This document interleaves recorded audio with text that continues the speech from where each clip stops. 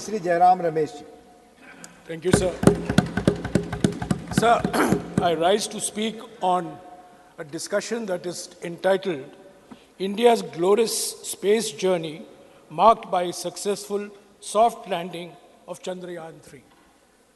Sir, listening to the Leader of the House, it appeared as if this glorious space journey started only in 2014. Yes. And that the sutradhar of this space journey is the Prime Minister. I want to take this occasion, sir, to revisit this glorious space journey, not to make political debating points, but to pay tribute to a remarkable generation of Indian scientists and technologists who could have worked anywhere in the world, but chose to come back to India in the 1950s and 1960s. Sir, I have before me a government order issued on the 22nd of February 1962. This is the 22nd of February 1962, an office order issued by the Government of India, which reads that the Union Government has set up the Indian National Committee for Space Research. The committee set up on the recommendations of the Scientific Advisory Committee to the Cabinet will advise the government on the promotion of research in and exploration of space and its utilization of peaceful purposes. India's glorious space journey began on the 22nd of February 1962, which was marked by the establishment of the Indian National Committee on Space Research. There were two people who were responsible for getting this INCOSPAR set up. Both were the great scientists of India. One was Homi Bhabha, who was then the chairman of the Scientific Advisory to the Committee to the Cabinet, and the second was Vikram Sarabhai, a great name, a man who had a vision for Indian space, and I expected the Honorable Leader of the House at least to make a passing mention of Vikram Sarabhai. Sir, I'm not yielding. Please. Sir, it was 2 weeks before INCOSPAR was set up that the Prime Minister of India, the then Prime Minister of India, Jawaharlal Nehru, went to Ahmedabad to visit the physical research laboratory that was created by Vikram Sarabhai way back in 1947. Sir, this is a photograph I have of Pandit Nehru with Vikram Sarabhai and E.V. Chitnis.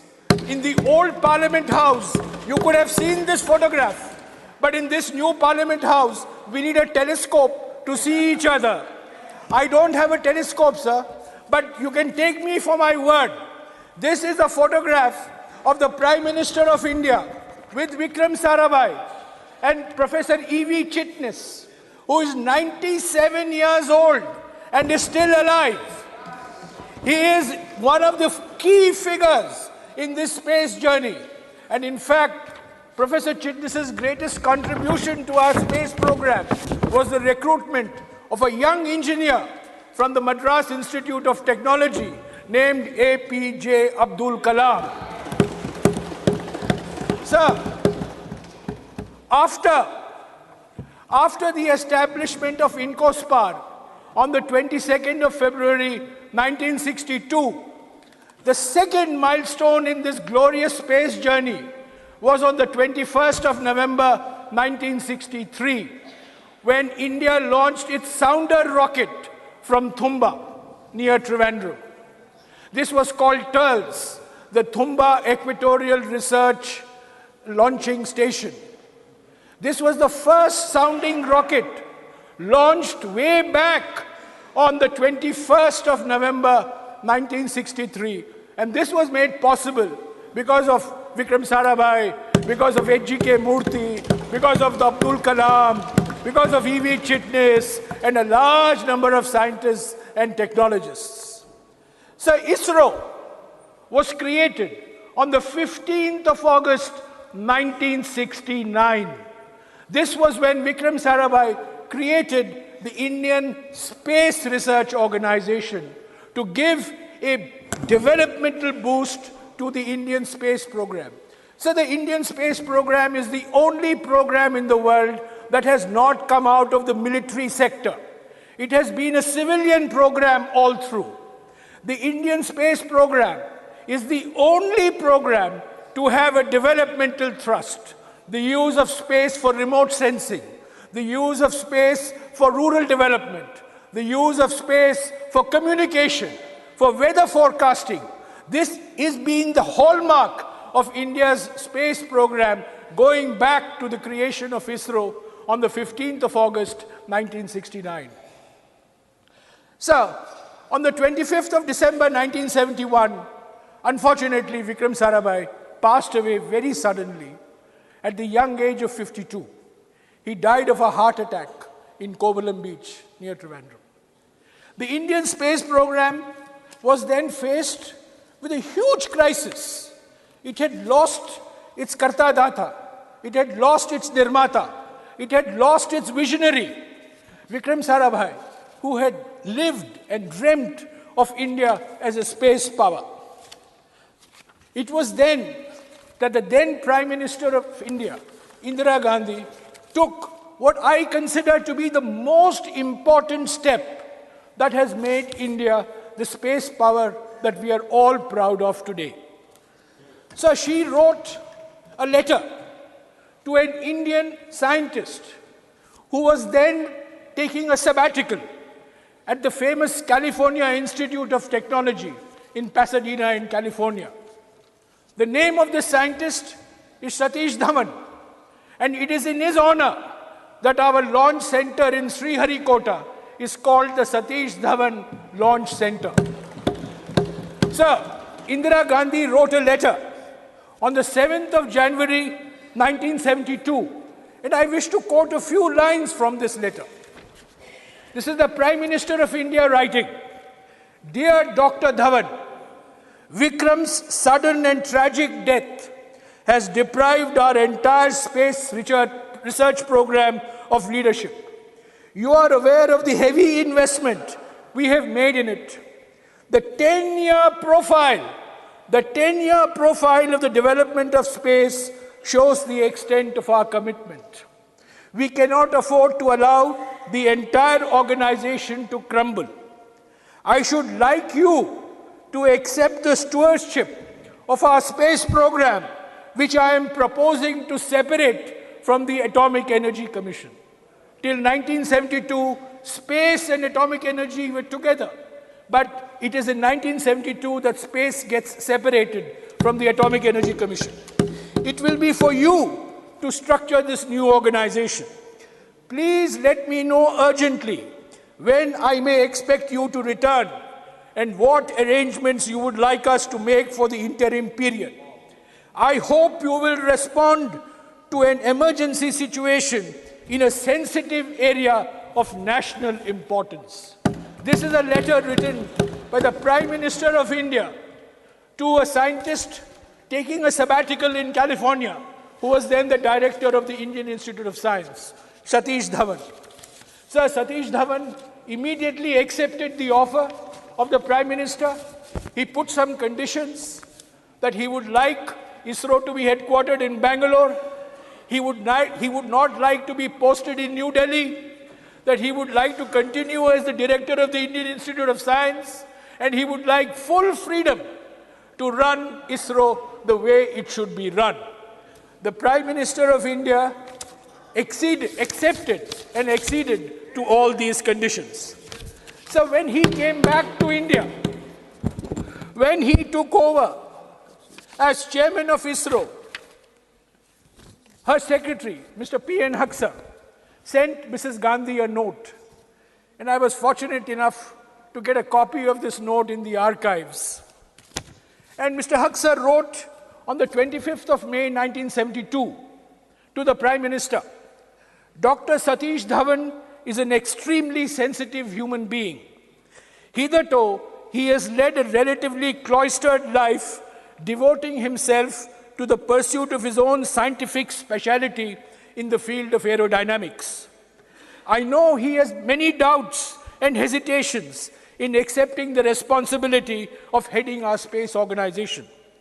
And if he were to opt out of it, we literally have no one at present as the second best choice.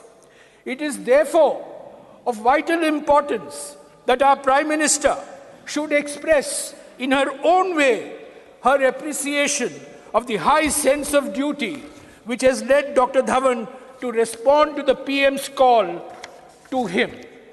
It is equally necessary to say that Dr. Dhawan will continue to receive her personal support in sorting out any problems he may run up against any administrative and other fields, and that Dr. Dhawan should not hesitate in coming to the Prime Minister, and that he will always have direct access. So it is from this day onwards that Prime Ministers of India have held direct control of the Department of Space. It is from this day onwards that the Chairman of ISRO, the Chairman of the Space Commission, the Secretary Department of Space, 3 roles combined in one individual, have only reported to the Prime Minister and nobody else. So the glorious space journey that the Leader of the House wants us to believe started in 2014. The first milestone was on the 22nd of February, 1962.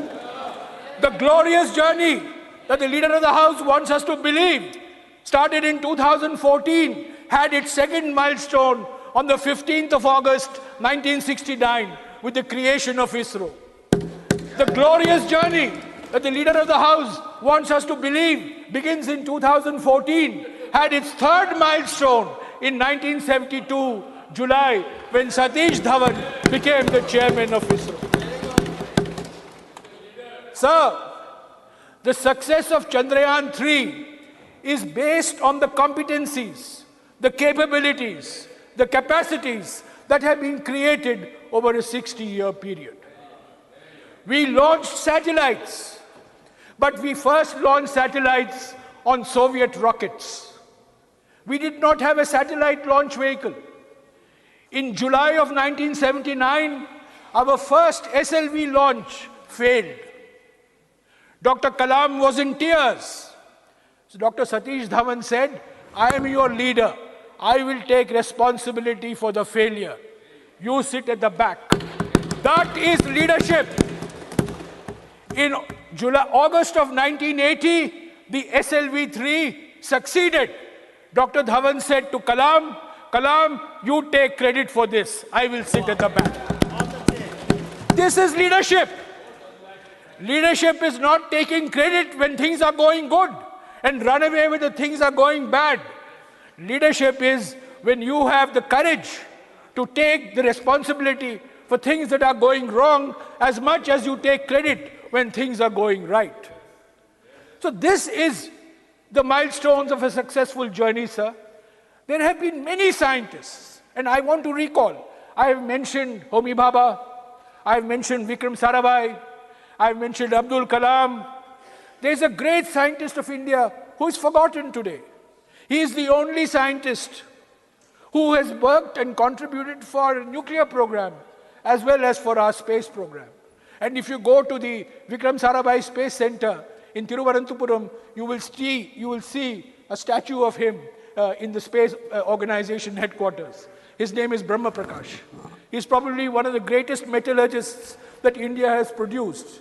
And he made a huge difference to our space program and to our atomic energy program. We have had a succession of chairmen.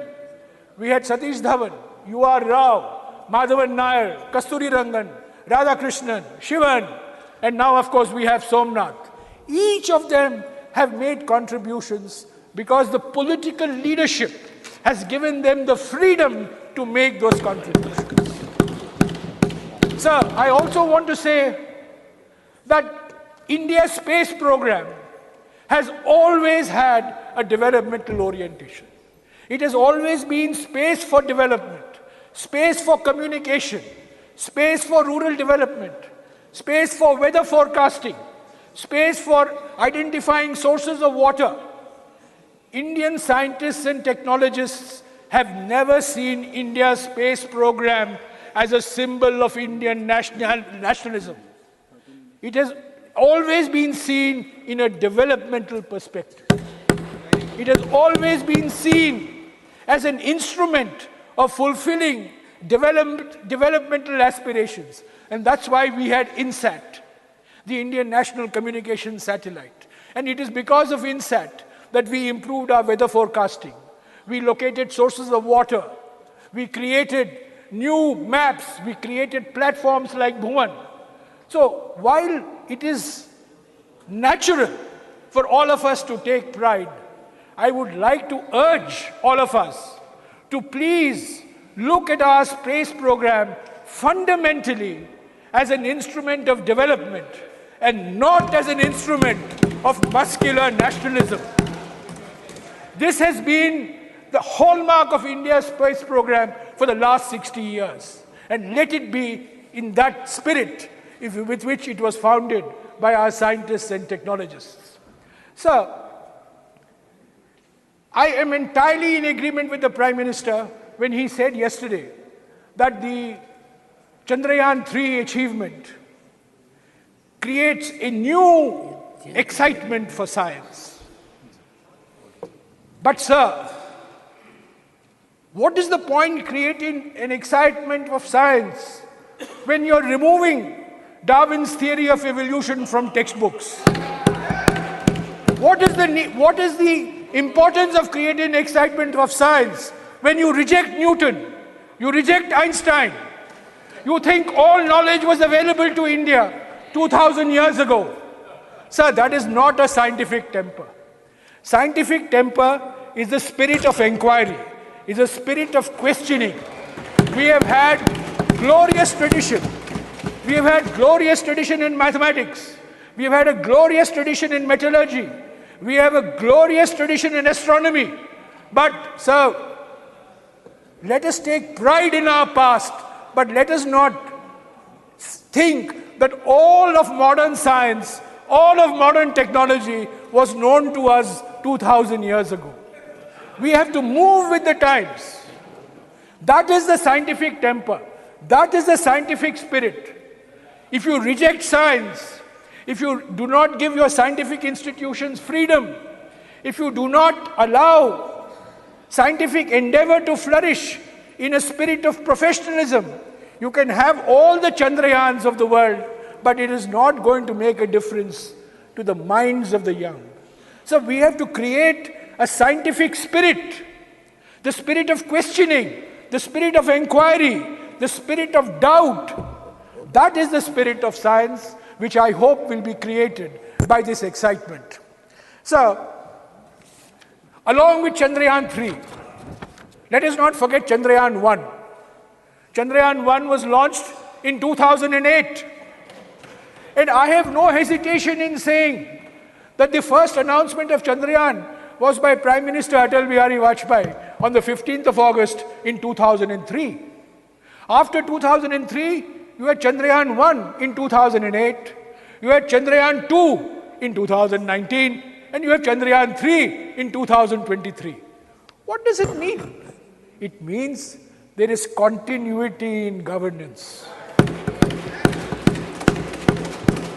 If a Prime Minister refuses to acknowledge continuity in governance, if a Prime Minister believes that the world has started only when I became Prime Minister,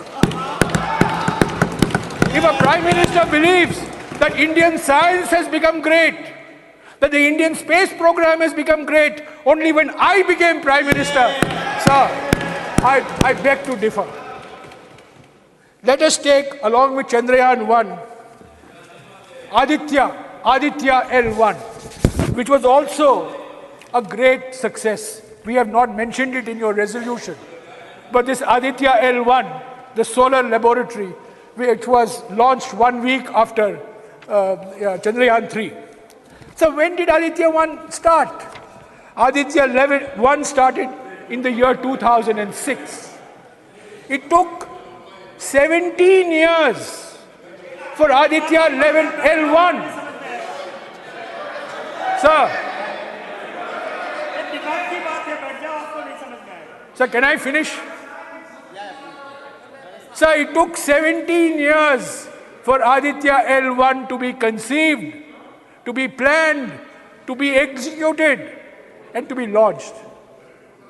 The Honorable Leader of the House said, we are now making things in India. Sir, we have always been making things in India. Larsen and Toubro, Walchand Nagar Industries. There are so many Indian companies I can think of which have been associated with the Indian space program going back to the 70s. To say that suddenly after 2014 we have started making things for our space program is a complete distortion of facts.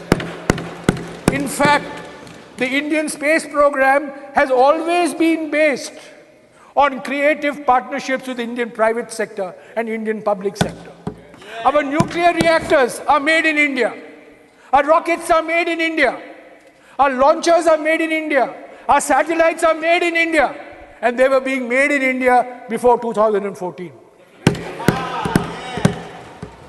Sir, I don't know what your intention is, whether you want to pass a resolution at the end of the discussion. But if you do want to pass, sir, let me finish, sir. If you do want to pass, please acknowledge that the capabilities, competencies, and capacities that have resulted in Chandrayaan3's success are the results of investments made over the last 60 years. These are based on contributions of successive prime ministers. These are based on contributions of a large number of Indian scientists, large number of Indian technologists, many of whom we don't even know of, many of whom we don't even acknowledge. But I think today is the day when we should salute our Indian scientific community, our Indian technological community. So, it is the Indian scientists and Indian technologists who gave India the Green Revolution in the 1970s. It is Indian scientists and Indian technologists who gave India the White Revolution in the 1970s. It is Indian scientists and Indian technologists which have created our missile development program, the Agnis and the Prithvis and the Nags. And it is Indian scientists and Indian technologists who have given our space program the profile in the world that it has today. And I want to say one thing about these scientists and engineers, sir. So all the newspaper headlines, all our talk is based on our elite institutions of learning. I happen to come from one of them. But I have no hesitation in saying that the contributions in the space program have come from men and women who are graduates of government engineering colleges, of lesser known engineering colleges. They are not from IITs, they're not from IIMs, but they are from colleges in Kollam, colleges in Trivandrum, colleges in Surat, colleges in Baroda, colleges in Pune, colleges in Bhopal, in Rajasthan, colleges in Indore, colleges in Jaipur. This is what colleges in Chennai. Sir, this is the strength of Indian science. The strength of Indian science doesn't come from 5 institutes or 10 institutes or 15 institutes. The strength of Indian science comes from a very large population of engineering institutions, which we have to nurture, which we have to upgrade, which we have to recognize, and which we must give full freedom for them to operate.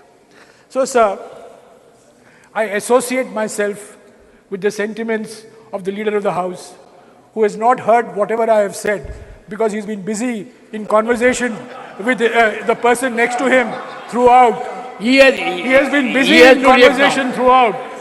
No. Take a Sir. Jayram, now you have made a reflection. Let him react. He has. And before that, Jayram was on right track. Jayram, you were on right track. But when I took the seat, you got little political. What is this? From science, you traveled to politics. Sir, I had got up in between also. Unfortunately, Jayram thought, Honorable Chairman, sir. You are politicalized. Sir हमारा पुराना रिश्ता है sir, हमारा पुराना रिश्ता है और ये बड़े इन्होंने कुछ साल पहले आइंस्टाइन और न्यूटन को कंफ्यूज भी कर दिया था। पुराना उसको रिश्ता याद नहीं दिलाऊंगा उनको, पुराना रिश्ता पर आज उनसे भाषण सुनना पड़ा, प्रवचन सुनना पड़ा। पुराना हमारे रिश्ता, स्पेस प्रोग्राम का क्या उपलब्धियां हैं। पुराना रिश्ता और पुराना घाव So sir, मीठा दर्द देता है। Sir, I associate myself with the leader of the house. We acknowledge, we salute, we applaud ISRO, the past members of ISRO family, the present members of ISRO family. We congratulate our Indian scientists. We congratulate our Indian technologists. I am sure that many more achievements are there in the years to come. But sir, I will only end by pleading that we need to give our scientific and technological institutions full freedom. We need to give our scientific and technological institutions full independence and professionalism. And we need to free our scientific and technological institutions of any political patronage and political interference and political intervention. So let us on that thought, acknowledge the glorious space journey that we have had. And let us also acknowledge the milestones that we have gone through, even though the Prime Minister and the Leader of the House may choose to airbrush them away from history. They are a fact of life. They cannot be erased from history. They are very much part of our space journey. I thought that it is important for me to remind the House where we have come from, the journey that we have taken, the achievements that we have had, the people who have contributed, rather than fall victim to this new impression that has been created that this entire accomplishment of Chandrayaan3 and Aditya L1 is the result of only one individual. Thank you, sir.